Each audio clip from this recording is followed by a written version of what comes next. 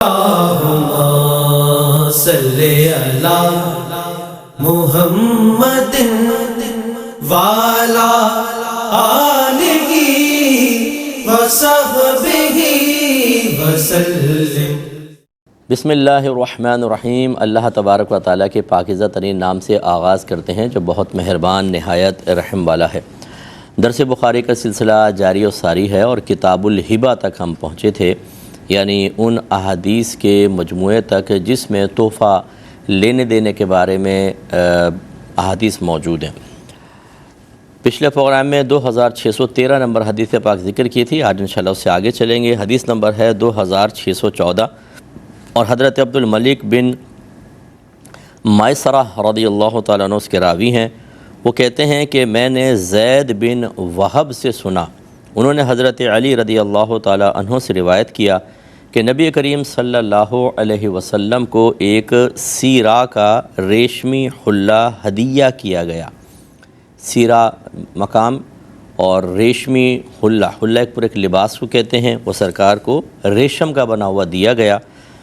تو کہتے ہیں کہ میں نے اس کو پہن لیا۔ حضرت علی رضی اللہ تعالیٰ عنہ کو اس وقت تک یہ مسئلہ ان کے سامنے نہیں آیا تھا کہ ریشم پہننا مرد کے لیے منع ہوتا ہے، تو وہ حلہ آیا تو آپ نے اس کو زیب تن فرما لیا۔ تو میں نے نبی کریم صلی اللہ علیہ وسلم کے چہرے پر ناپسندیدگی کے آثار دیکھے، تو میں نے اس کو پھاڑ کر اپنی قوم کی عورتوں میں تقسیم کر دیا۔ دیکھیں یہاں سے دو تین باتیں پتہ چلیں۔ پہلی بات تو یہ ہے کہ ریشم کا لباس مرد کو پہننا منع ہے۔ نبی کریم صلی اللہ علیہ وسلم نے صراحتاً بعد میں، یقینی سی بات ہے جیسے بھی عرض کیا کہ حضرت علی کو یہ مسئلہ آپ کے سامنے واضح نہیں ہوا ہوگا، ورنہ بعد میں نبی کریم صلی اللہ علیہ وسلم نے مزید صراحتاً صحابہ کرام سے ارشاد فرمایا، ممبر پہ جلوہ افروز ہوئے اور ایک ہاتھ میں ریشم ایک ہاتھ میں سونا لیا اور فرمایا کہ یہ دونوں چیزیں میری امت کے مردوں پر دنیا میں حرام ہیں،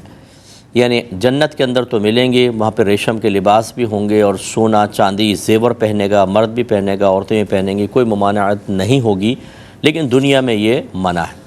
اور اس کی بنیادی وجہ جو علماء نے بیان فرمائی کہ سونا اگر آدمی پہنے تو نزاکت پیدا ہوتی ہے، ایسی ریشم کا لباس پہننے سے انسان ذرا پھر دیگر ایسی ایکٹیویٹی سے کترائے گا کہ جس سے ریشم خراب ہونے کا اندیشہ ہو، کیونکہ وہ بیش قیمت کپڑا ہوتا ہے۔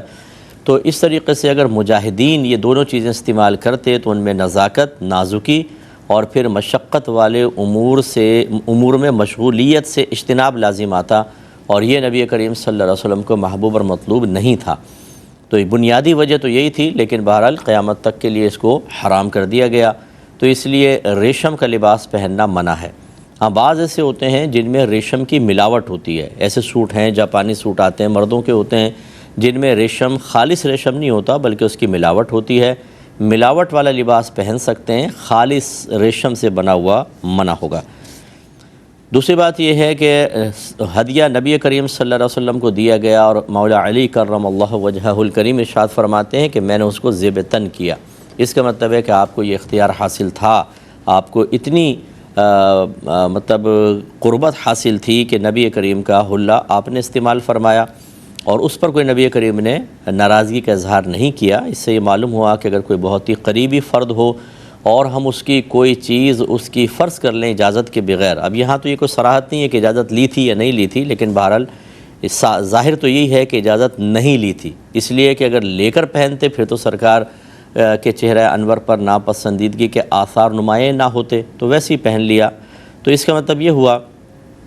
کہ اگر کوئی ہمارا قریبی فرد ہو اور ہمیں یقین ہو کہ ہم اس کی چیز استعمال کریں گے تو یہ برا محسوس نہیں کرے گا تو کر سکتے ہیں۔ جیسے ہمارے گھروں کے اندر عمومی طور پر ہوتا ہے، ایک کنگھا یوز کر رہے ہوتے ہیں، کبھی کسی کا پین استعمال کر لیتے ہیں بھائی بہن کا،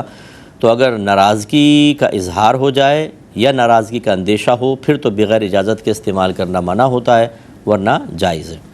تیسری چیز یہ ہے کہ نبی کریم صلی اللہ علیہ وسلم نے ایک چیز کو دیکھا جس کو آپ منع فرمانا چاہتے تھے یا فرما رہے تھے، تو آپ کے چہرہ انور پر ناپسندیدگی پیدا ہوئی۔ اس کا مطلب یہ ہوا اب کہ چاہے کوئی ہمارا قریب ترین فرد کیوں نہ ہو، اگر فرض کر لیں کہ وہ کوئی ایسے امر کا ارتکاب کرتا ہے، کسی ایسے کام میں مشغول ہو جاتا ہے جس سے اللہ تبارک و تعالیٰ اور اس کے رسول نے منع فرمایا، تو ہمیں تین صورتیں بتائی گئی ہیں۔ پہلی بات یہ سرکار نے فرمایا کہ جب تم کسی برائی کو دیکھو تو اس کو ہاتھ سے بدل دو، یعنی سختی کرو، اور اگر ہاتھ سے نہیں بدل سکتے تو زبان سے بدلو، اور زبان سے نہیں بدل سکتے تو دل میں اسے برا جانو، اور یہ ایمان کا کمزور ترین درجہ ہے۔ تو یہاں پر اب صورتحال یہ ہے کہ اگر ایک گناہ کوئی باہر کر رہا ہو تو ہمیں بہت برا لگتا ہے اور ہم اس پہ اعتراض بھی کرتے ہیں، دیکھو فلاں یہ کر رہا ہے، فلاں یہ کر رہا ہے، لیکن جب ہمارے گھر کے افراد ہی کوئی خطا میں مبتلا ہوتے ہیں تو ہم بالکل ناراض نہیں ہوتے۔ داڑھی رکھنا واجبات میں سے ہے، یا کم از کم سنت موقدہ ہے، اور نبی کریم صلی اللہ علیہ وسلم نے ارشاد فرمایا داڑیاں بڑھاؤ، مونچھیں چھوٹی کرو، اور یہودیوں کی سی صورت مت بنو۔ اتنا سخت سرکار نے کلام فرمایا، تو شاید باہر ہم کسی کو داڑھی صاف کرواتے ہوئے دیکھیں تو ناگواری پیدا ہو، لیکن ہمارے گھر میں خود ہمارے والد بعض اوقات بھائی بہن چاچا ماما اور بھائی یا چاچا ماموں وغیرہ کر رہے ہوتے ہیں، وہ اتنا ہمیں بیڈ فیل نہیں ہوتا۔ باہر کوئی جھوٹ بولے برا لگتا ہے، گھر والے ہمارے سامنے جھوٹ بول رہے ہوتے ہیں، غیبتیں کر رہے ہوتے ہیں، نمازیں قضا کر رہے ہوتے ہیں، کسی کا مال دبا رہے ہوتے ہیں، حرام طریقے سے مال کما کر لا رہے ہوتے ہیں، یہ سب چیزیں ہمیں نظر آتی ہیں، لیکن زبان سے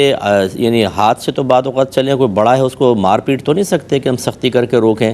لیکن دائرہ ادب میں رہ کے زبان سے تو کہہ سکتے ہیں، وہ بھی نہیں کہتے، تو کم از کم آخری درجہ تو اختیار کریں،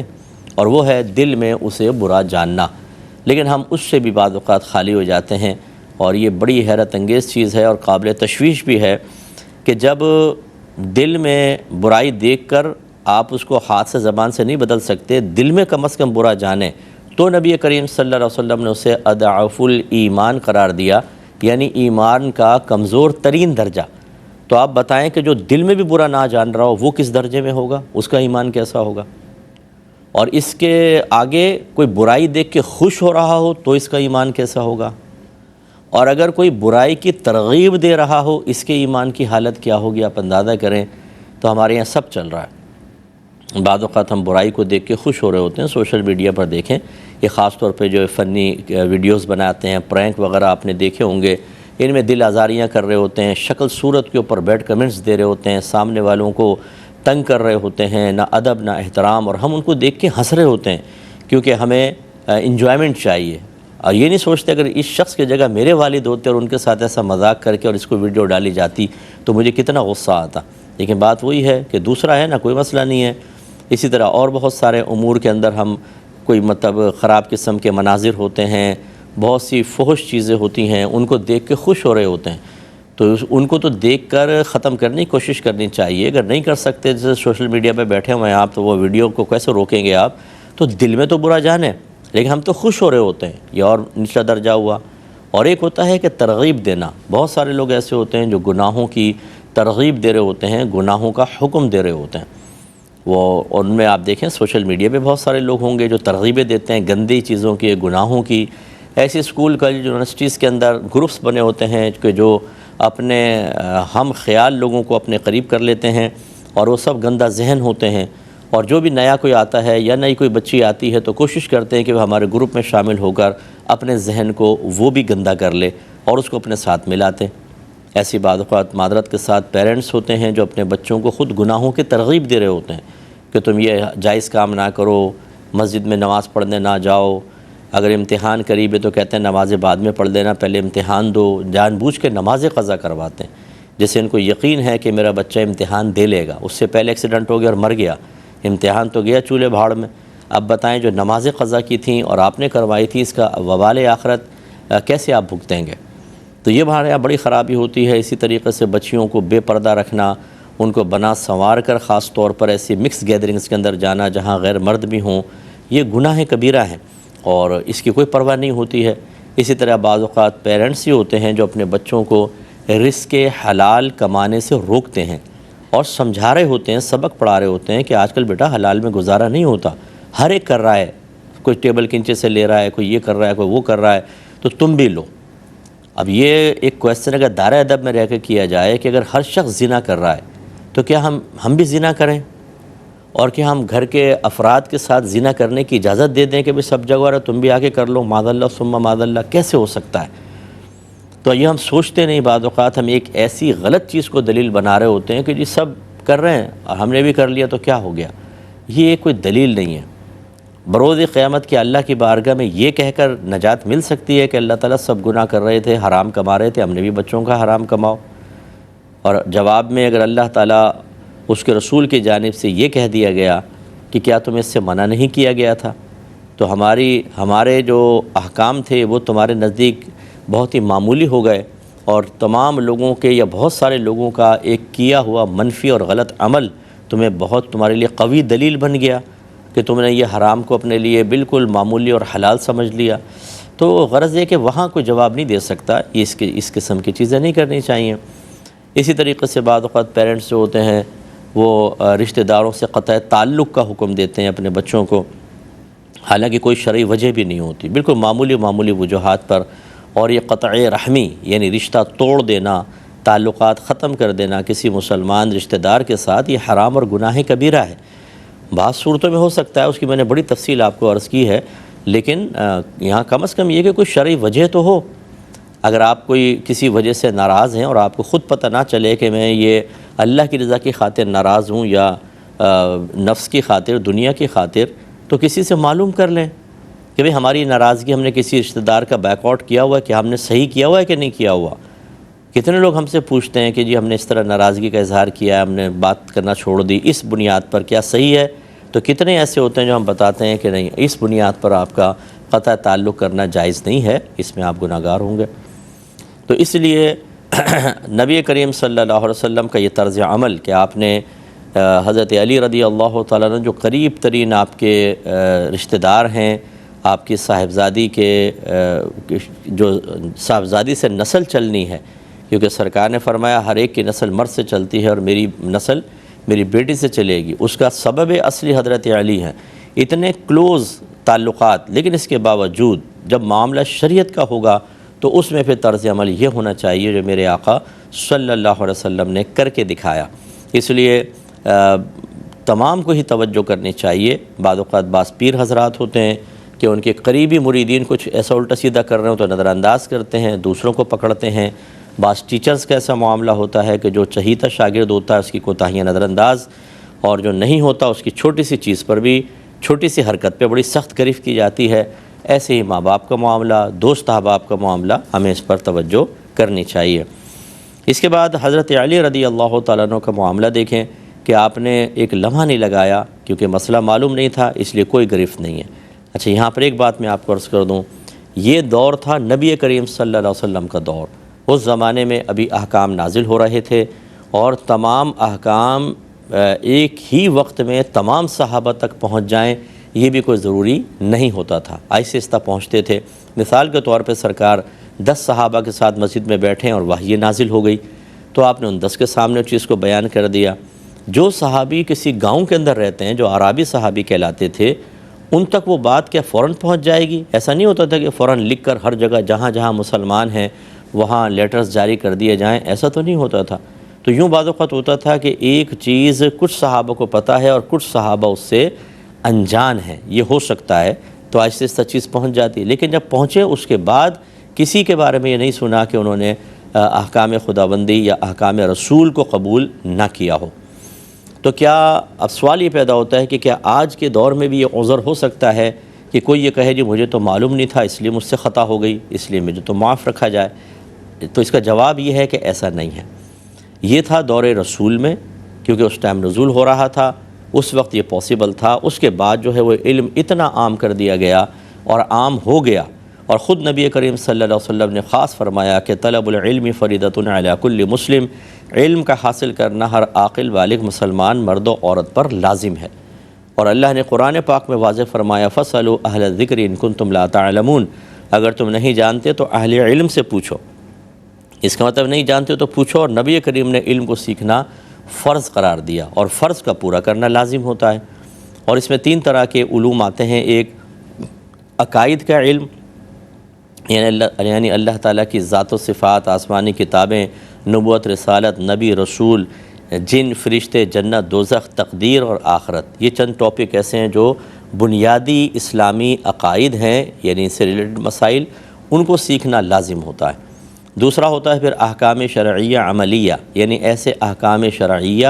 کہ جن کا تعلق عمل سے ہو۔ اس میں عبادات آتی ہیں، عبادات میں نماز، روزہ، حج، زکوٰۃ، پھر نماز میں چونکہ طہارت ہے تو طہارت کے تمام مسائل، وضو، غسل، تیمم، کپڑے پاک کرنا، نجاستوں کی پہچان وغیرہ، اور اس کے بعد معاملات آتے ہیں۔ معاملات کے اندر جو بھی آپ کے تجارتی معاملات ہیں، کرائے پہ چیز کو لینے دینا ہے، جاب وغیرہ کے معاملات ہیں کہ آپ سروس پرووائڈ کرتے ہیں اور اس کی اجرت لیتے ہیں باقاعدہ، انویسٹمنٹ وغیرہ سب اس کے اندر آ جاتی ہے۔ اسی طرح پھر نکاح، شادی بیاہ کے سارے جتنے مسائل ہیں وہ سب اس میں آ جائیں گے۔ اور تیسری چیز ہوتی ہے صغیرہ، کبیرہ، ظاہری، باطنی گناہوں کی معرفت، ان کی علامات و شناخت، ان کی پہچان کرنا، پھر اپنا احتساب کر کے ان کو دور کرنا، یعنی علاج کی طرف آنا۔ یہ 3 طرح کے علوم حاصل کرنا لازم ہے: علم العقائد، دوسرا احکام شرعیہ عملیہ کا علم، اور تیسرا گناہوں کی معرفت، گناہوں کا علم۔ جب یہ سرکار نے فرض قرار دے دیا تو فرض میں کوتاہی نہیں ہو سکتی۔ اور یہ بھی ایک لفظ اگر یاد رہے، انہیں کہتے ہیں ما لا بدّ منہ مسائل۔ ما لا بدّ منہ، ما جو لا نہیں ہے، منہ ان سے، بدّ مانے چارہ، یعنی ایسے مسائل ہوتے ہیں جن کے بغیر کوئی چارہ نہیں ہوتا۔ تو ان مسائل کے اندر جہالت عذر نہیں ہے، یاد رکھیں۔ یعنی اب کوئی شخص یہ نہیں کہہ سکتا جی مجھے نہیں پتہ تھا یہ عقیدہ ایسا ہے، غلط ہو گیا تو مجھے معاف رکھا جائے۔ احکام شرعیہ عملیہ سیکھے نہیں اور کہہ کہ جی مجھے تو پتہ نہیں تھا اس لیے نماز میں غلطی ہو گئی، میں تو حرام کماتا رہا کیونکہ مجھے معلوم نہیں تھا، میں یہ گناہ کرتا رہا مجھے تو پتہ نہیں تھا کہ یہ گناہ ہے، اب یہ عذر نہیں چلے گا۔ اس کا مطلب ہے کہ زمانہ صحابہ میں چونکہ قرآن اور حدیث کا نزول ہو رہا تھا، قرآن کا نزول، حدیث کا ورود ہو رہا تھا، وہاں گنجائش ہے، لیکن جب یہ کمپلیٹ ہو گیا، قرآن پاک کا نزول تمام ہو گیا، حتیٰ کہ نبی کریم صلی اللہ علیہ وسلم دنیا سے پردہ فرما گئے، تو معلوم ہوا کہ دین جتنا تھا وہ بیان ہو چکا ہے۔ اب اس میں کوئی نئی چیز آئے گی تو علماء اس کا جواب دیں گے، ورنہ وہ تمام جو چیزیں مسلمہ ہیں، ثابت شدہ ہیں، ان میں کوئی یہ کہے کہ جی مجھے تو پتہ ہی نہیں تھا، تو یہ پتہ نہیں تھا تو سیکھو نا، سیکھنا آپ پہ لازم تھا۔ تو اب اس میں شرعی لحاظ سے کوئی عذر قابل قبول نہیں ہوگا، اور بروز قیامت وہ کوئی شخص یہ نہیں کہہ سکتا کہ اللہ تعالیٰ مجھے تو پتہ نہیں تھا اس لیے ایسا ہو گیا، اس پہ اس کی نجات نہیں ہے۔ اور اس سے ذرا نتیجہ حاصل کریں، درس حاصل کریں، سوچئے کہ بعض لوگ یہ کہتے ہیں بھائی دیکھو زیادہ دین نہ سیکھو، سیکھو گے تو عمل کرنا پڑے گا۔ یعنی کیا مطلب ہے آپ کا کہ اگر آپ نہیں سیکھیں گے تو عمل نہیں کرنا پڑے گا؟ یعنی آخرت میں آپ کو اس عذر کی بنا پہ چھوڑ دیا جائے گا کہ بھئی تم نے عمل کیوں نہیں کیا؟ سیکھا نہیں تھا ٹھیک ہے چھوڑ دو۔ نہ سیکھنے پہ جو سزا ملے گی وہ حضرت ابن عباس رضی اللہ تعالی عنہما سے مروی ہے کہ جب کوئی صاحب علم گناہ کرتا ہے تو اس کے نام اعمال میں 1 گناہ لکھا جاتا ہے، یعنی گناہ کے ارتکاب کا، اور جب کوئی جاہل گناہ کرتا ہے تو اس کے نام اعمال میں 2 گناہ لکھے جاتے ہیں، ایک علم نہ سیکھنے کا گناہ اور ایک گناہ کا گناہ۔ اس سے آپ سمجھ گئے ہوں گے، تو اس لیے ہمیں کوشش کرنی چاہیے کہ علم دین سیکھیں، حرام حلال کے مسائل سیکھیں، جو میں نے فرض علوم آپ کو بتائے ان کو سیکھا جائے اور ان کے تقاضے کے مطابق فوراً عمل کیا جائے جیسے ہمارے اکابرین نے کیا۔ اللہ تعالیٰ عمل کی توفیق عطا فرمائے، آمین۔ وآخر دعوانا ان الحمدللہ رب العالمین۔ اللہم صلی علی محمد وعلی آلہ وصحبہ وسلم۔